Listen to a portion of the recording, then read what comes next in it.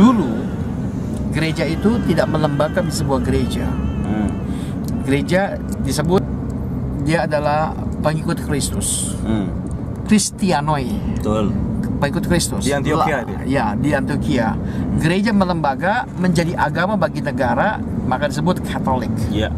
Nah, ketika Katolik itu berjaya, mereka memang sepertinya ingin menjauhkan diri dari dunia. Tetapi ternyata tidak jelas juga itu Roma.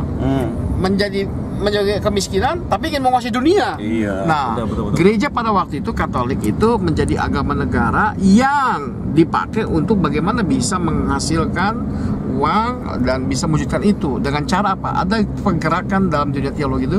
Bapak Ibu pernah dengar ada namanya penjualan surat indulgensia. Iya. Indulgensia itu adalah surat pengampunan dosa. Ada praktek simoni di SMA itu dapat belajar itu tentang jual beli jabatan. Nah, ketika itu terjadi gejolak, Bapak Ibu, terjadi gejolak. Ternyata ada yang gelisah, namanya Martin Luther. Martin Luther bilang penebusan dosa itu bukan karena beli surat penebusan dosa.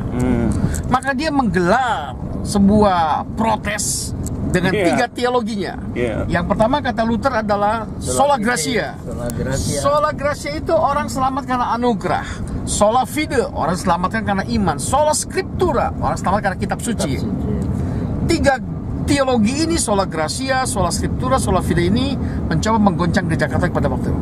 Sampai akhirnya walaupun diasingkan, akhirnya gerakannya berhasil. Dikenal dengan dunia mungkin ini kurangan Pak. Sola fide itu orang diselamatkan karena iman. Fide itu ya. Gratia itu anugerah. Nah, scriptura diselamatkan karena kitab suci itu. Bukan yang hal lain, hanya dengan kitab suci. Itu maksudnya itu. Iya. Nah, karena memang ada ayat, kenapa kitab suci? Katanya iman timbul dari pendengaran akan firman Tuhan, pendengaran terhadap kitab suci, maka lahirlah iman. Nah, itu akhirnya berhasil melahirkan teologi reform. Ketika Luther berkembang, teologi reform itu dia akhirnya membuat sebuah gerakan yang dikenal dengan nama teologi kaum awam. Ini reformasi gereja sama Aquinas apa lagi hubungannya?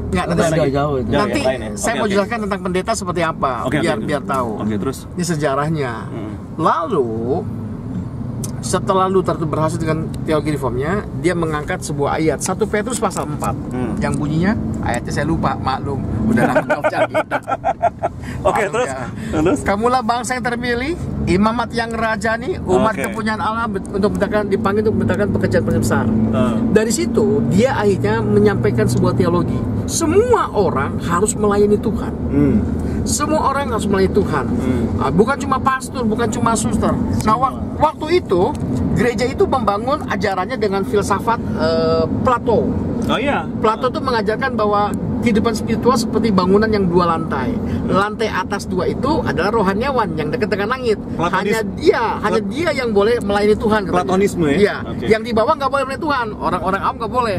Tapi Luther melakukan sebuah perubahan cara berpikir bahwa semua orang harus melayani Tuhan karena ayat 1 Petrus pasal 4. Nah, dari situlah maka lembaga-lembaga kaum awam, gerakan kaum awam, badan-badan misi kamu mulai terbentuk. Nanti Pak Mo bisa badan misi.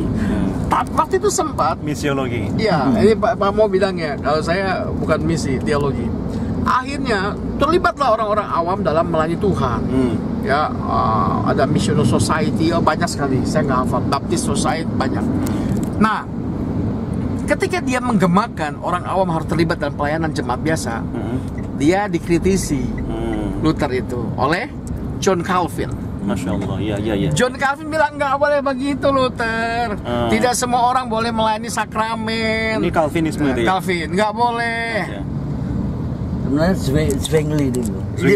Zwingli dulu baru Calvin ya. Zwingli dulu Calvin. Zwingli dari Swiss ya? Enggak. Iya, dari Jerman sebenarnya. Jerman ya.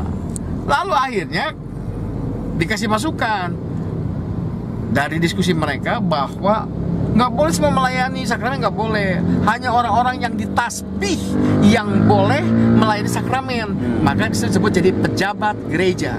Pejabat gereja ini disebut akhirnya pendeta, pastor. Itu dibayat. Dilantik.